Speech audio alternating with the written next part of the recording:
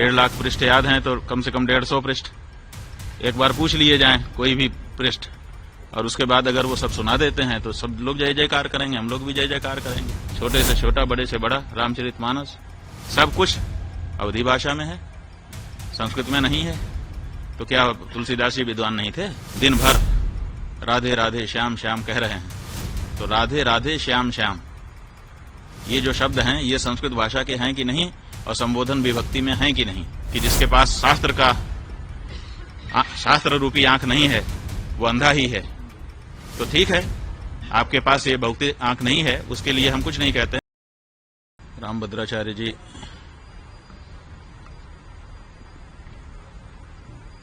सबकी निंदा करते हैं। पूरी के शंकराचार्य के बारे में कहा है कि रामचरितमानस में तुलसीदास जी ने जिस तुलसी पीठ पर वो बैठे हैं, उसी तुलसीदास जी महाराज ने रामचरितमानस में लिखा है, सब कर निंदा जे नर करहीं, ते चमगादड़ होई अवतरहीं। तो सबकी निंदा करने से चमगादड़ की योनि में जाना पड़ता है, ये बात तुलसीदास जी महाराज कह रहे हैं। और उन्हीं तुलसी जी के नाम पे पीठ बना करके बैठे हुए रामभद्राचार्य जी सबकी निंदा कर रहे हैं। क्या उन्होंने ये एक चौपाई पढ़ी नहीं है, या फिर उस चौपाई के कुछ और अर्थ उन्होंने समझ लिए हैं? ये तो उनसे चर्चा करने पर ही पता चलेगा। रामभद्र जी ने कहा है कि उन्हें 1 लाख क्या कहते हैं शुभ लोग आते हैं, तो क्या कहेंगे आप? ऐसा है कि दावा किया है उन्होंने कि हमको कभी कहा है कि 1 लाख पन्ने याद हैं पृष्ठ, और कभी कहा है कि 1.5 लाख पन्ने याद हैं पृष्ठ। तो अब 1 लाख पृष्ठ याद हैं कि 1.5 लाख पृष्ठ याद हैं, इसकी कोई परीक्षा तो हुई नहीं है। दावा उन्होंने जरूर किया है। उन्होंने 3 दावे, वैसे तो अनेक दावे किए हैं, लेकिन 3 प्रमुख दावे हैं। एक उनका दावा है कि मुझे 1.5 लाख पृष्ठ याद है, कंठस्थ है। दूसरा उनका दावा है कि हमको 23 भाषाएं आती हैं। और तीसरा उनका दावा है कि मैंने राम जन्मभूमि में जो गवाही दी उसके कारण फैसला हो गया।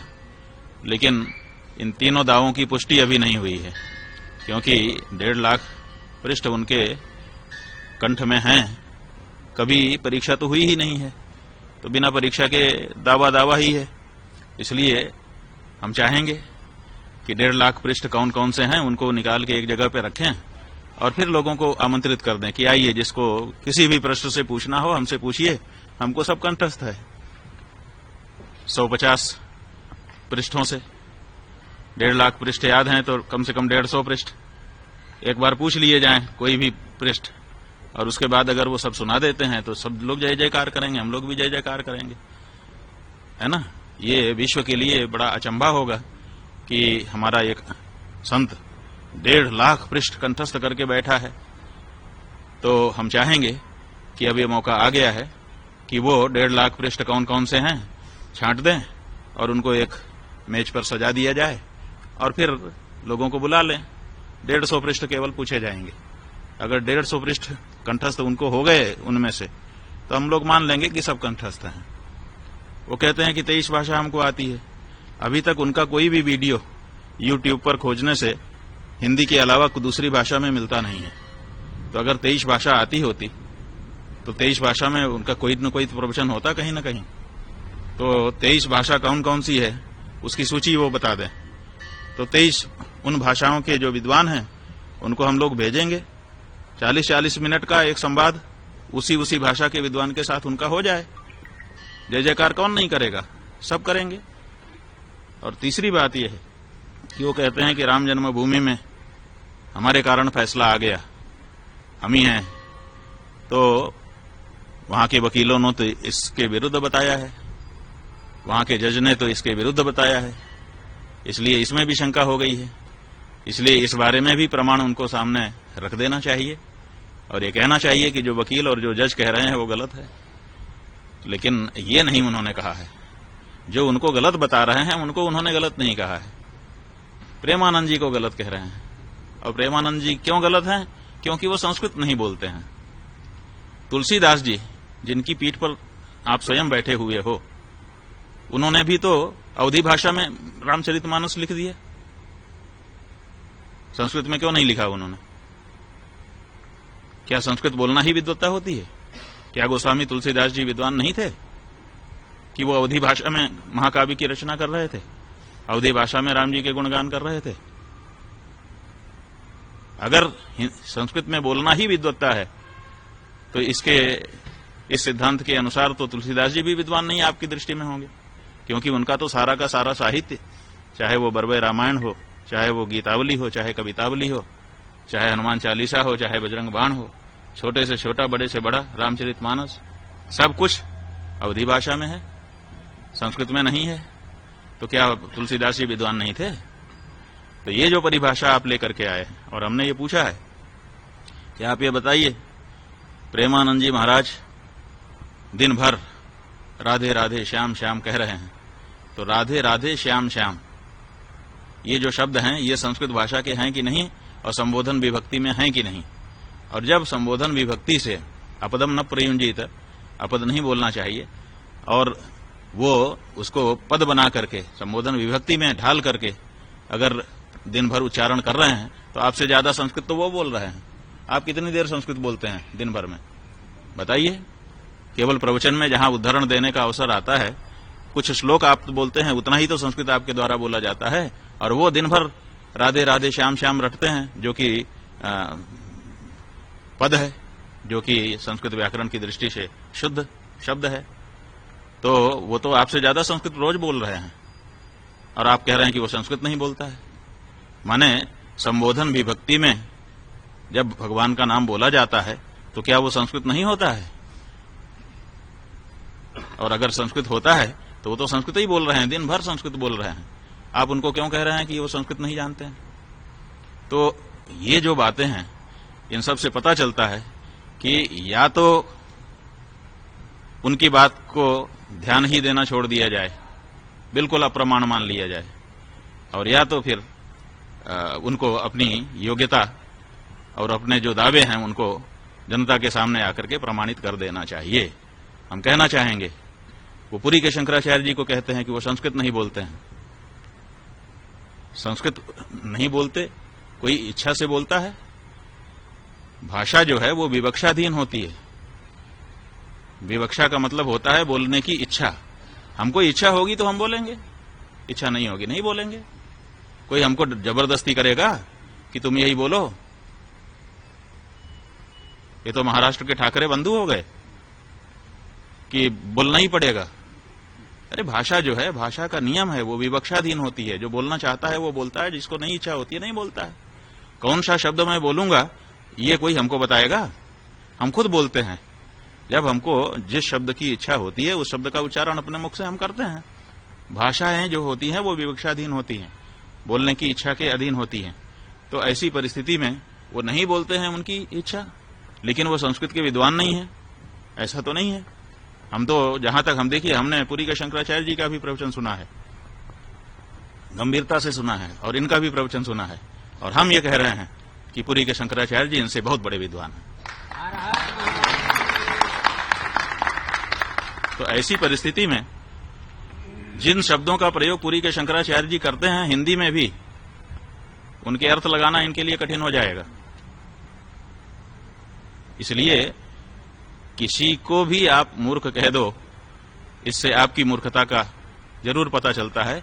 जिसके लिए कह रहे हो उसकी मूर्खता का पता नहीं।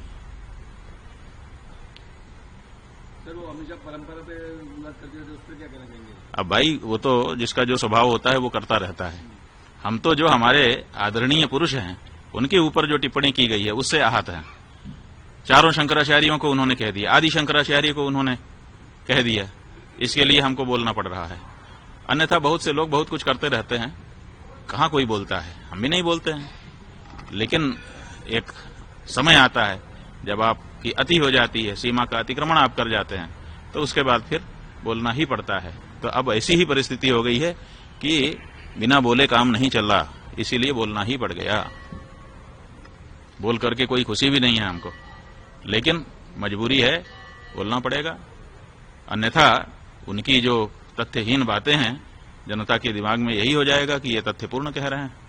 जैसे वो प्रचार कर रहे हैं कि हमने गवाही दी, उसी से मुकदमा हो गया, और जज कह रहा है कि नहीं नहीं, उनका तो ठुकरा दिया गया था, वो जो तुलसी शतक लेकर के आए थे वो तुलसी की रचना ही नहीं थी, वो उनकी खुद की रचना थी।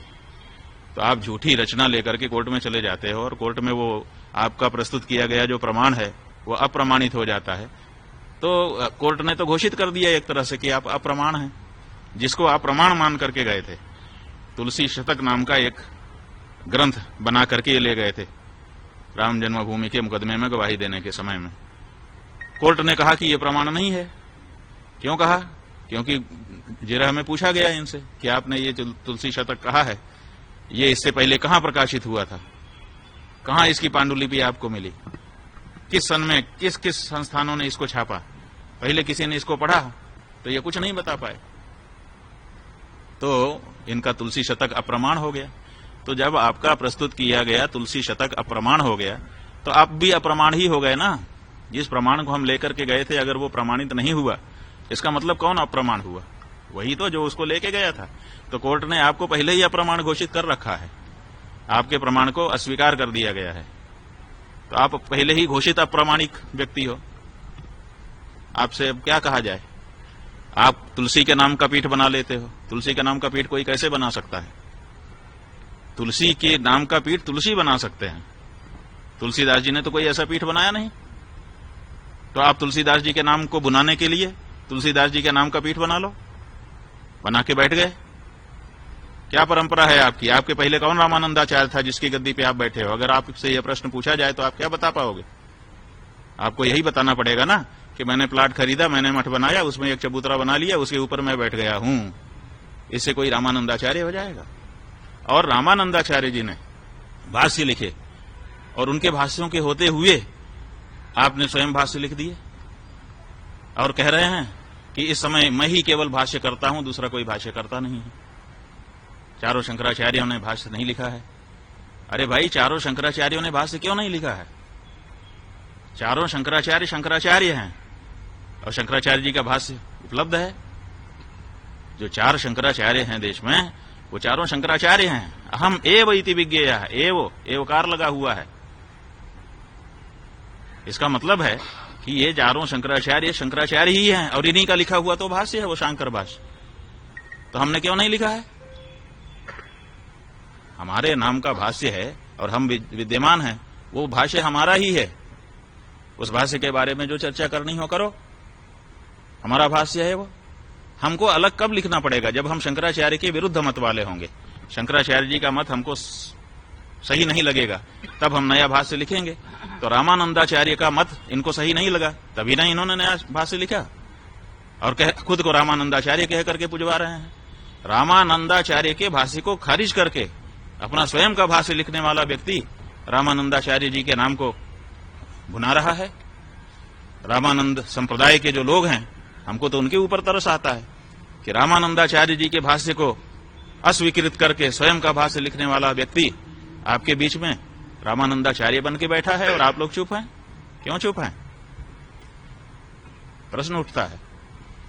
तो इसलिए बंधु, ये ठीक नहीं है। तुलसीदास जी ने उत्तर अपने रामचरितमानस में साफ लिख दिया है कि सबकी निंदा जे नर करहीं, ते चमगादड़ होई अवतरहीं। तुलसीदास जी को अगर इन्होंने पढ़ा होता तो सबकी निंदा नहीं करते, लेकिन ये सबकी निंदा करते हैं। आज तक मोदी जी के अलावा किसी की प्रशंसा करते दिखे वो? मोदी जी मेरे मित्र हैं। मोदी जी उस पार्टी के नेता हैं जो पार्टी गौ हत्यारों से चंदा लेकर के राजनीति कर रही है और ये उनके मित्र हैं।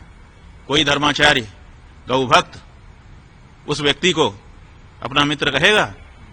आप उनके बारे में ना बोलो, शांत रहो, वो तो ठीक है, लेकिन मौन रह करके आगे बढ़ जाना सही है। लेकिन वो मित्र हैं और मित्र जो है वो गौ हत्या को बढ़ावा दे रहा है, गौ मांस के निर्यात को बढ़ावा दे रहा है। तुम धर्माचार्य हो, गौ हत्यारे को मित्र कह रहे हो, गौ हत्या के समर्थन करने वाले को मित्र कह रहे हो। कैसे हम मान ले आपको धर्माचार्य? आप कहते हैं मैंने शास्त्र पढ़ लिए, शास्त्र में लिखा हुआ है कि जो विकलांग होता है उसको सन्यास का अधिकार नहीं है। उसके बाद भी आप दंड लेकर के सन्यासी बन करके घूम रहे हो लोगों के सामने। क्या वो पंक्ति आपकी दृष्टि में कभी नहीं आई? अंग विकलः, आपको अगर शास्त्र पढ़े होते आप कहते हैं सर्वस्य लोचनम शास्त्रम, बिल्कुल सही है।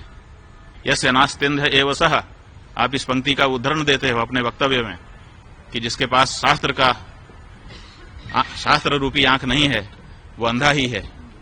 तो ठीक है, आपके पास ये भौतिक आंख नहीं है, उसके लिए हम कुछ नहीं कहते हैं, वो तो उसके लिए कुछ नहीं कहा जा सकता, उसके लिए आपका हम कोई असम्मान नहीं कर रहे हैं। लेकिन आप ये दावा करते हो कि मेरे पास शास्त्र रूपी आंखें हैं, तो शास्त्र रूपी आंखें हैं तो शास्त्र रूपी आंख ने तो बताया है कि जो अंग विकल हो उसको संन्यास नहीं धारण करना चाहिए। तो आपने कैसे धारण कर लिया है? शास्त्र विरुद्ध कैसे आप सन्यासी बन के घूम रहे हो? बताओ। आप तुलसीदास जी के विरुद्ध हो, आप रामानंदाचार्य जी के विरुद्ध हो, आप शास्त्र के उपनिषद के विरुद्ध हो, और आप उस पार्टी के नेता के पूरे तरह से पक्ष में हो। उसके लिए कभी आलोचना का शब्द आपके श्री मुख से अभी तक भूल से भी निकला नहीं है। पूरे सब आचार्य, सब भक्त, सब जो है सज्जन पुरुष आपकी दृष्टि में निंदा के पात्र हैं। और वो बड़ा संस्कृतज्ञ है ना, वो तो आपसे संस्कृत में ही बात करता होगा, इसीलिए तो आप बहुत गदगद हैं मुझसे।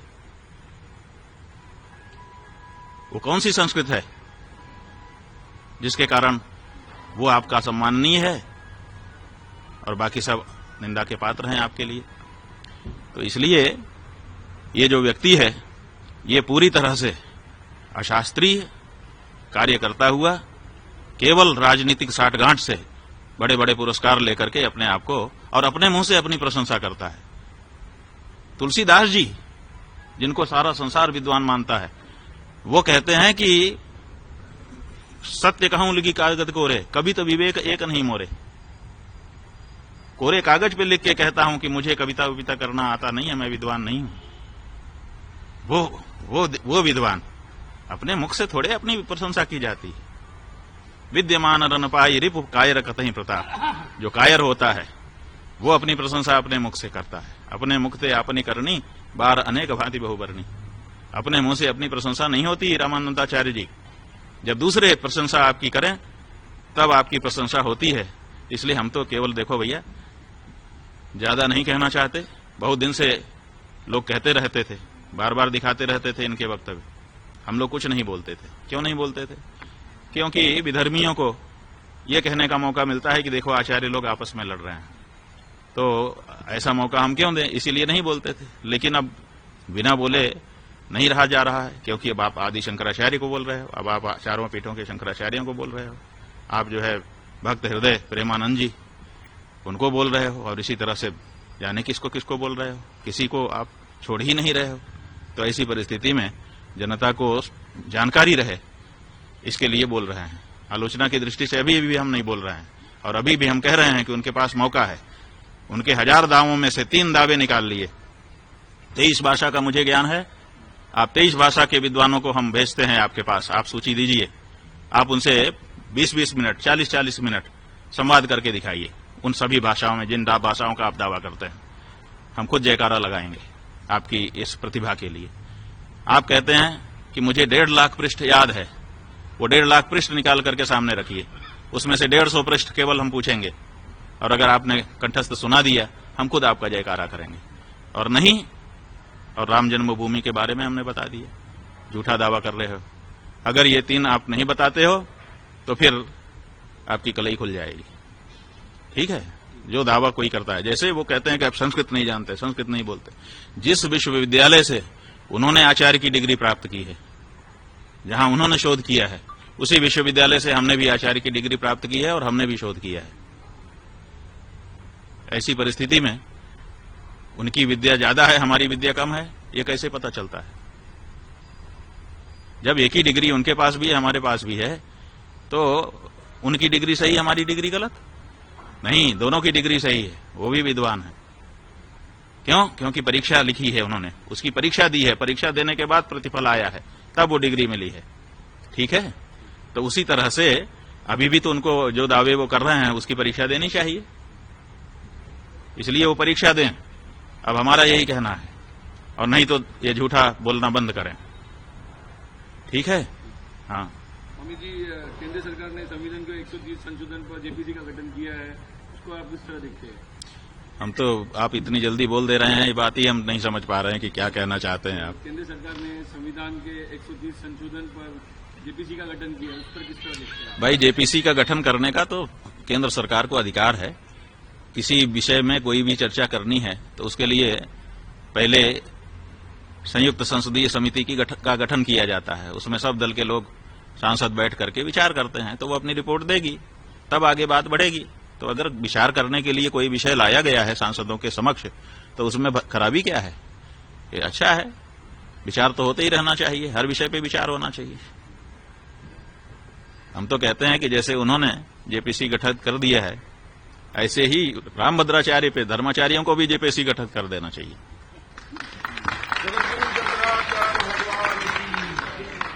स्वामी जी, देश के उपराष्ट्रपति पद के लिए महाराष्ट्र के राज्यपाल सीपी राधाकृष्णन का उम्मीदवार बनाया गया है। आरएसएस से जुड़े व्यक्ति है, किस तरह देखते हैं आप उससे? भाई, कोई भी हो, देशभक्त व्यक्ति होना चाहिए और उसको इतना ज्ञान होना चाहिए कि वो पक्षपात विहीन होकर के जिस आसन पर बैठ रहा है उसका सही संचालन करे। अभी तो बात जो निकल करके आई है वो ये निकल करके आई है कि जो पुराने उपराष्ट्रपति थे उनका जो त्यागपत्र है उसको राष्ट्रपति ने स्वीकार ही नहीं किया है। अभी जो जानकारी निकल करके आई है सूचना अधिकार में, राष्ट्रपति भवन से पूछा गया था किसी कार्यकर्ता के द्वारा कि कितने बजकर कितने मिनट को, किस तारीख को उपराष्ट्रपति त्यागपत्र देने आए, समय मांगा उन्होंने, कौन सा समय उनको दिया गया। तो राष्ट्रपति भवन ने बता दिया है कि इस बात की जानकारी नहीं है। इसका मतलब कि उन्होंने समय मांगा नहीं और आए नहीं और मिले नहीं, तो केवल उन्होंने चिट्ठी जारी की। इसका मतलब वो राष्ट्रपति भवन राष्ट्रपति को अपना त्यागपत्र देने भी आए नहीं। एक बात निकल के आ गई। और दूसरे उन्होंने पूछा है कि कितने बजकर कितने मिनट पर किस तारीख को राष्ट्रपति ने उनका त्यागपत्र स्वीकार किया।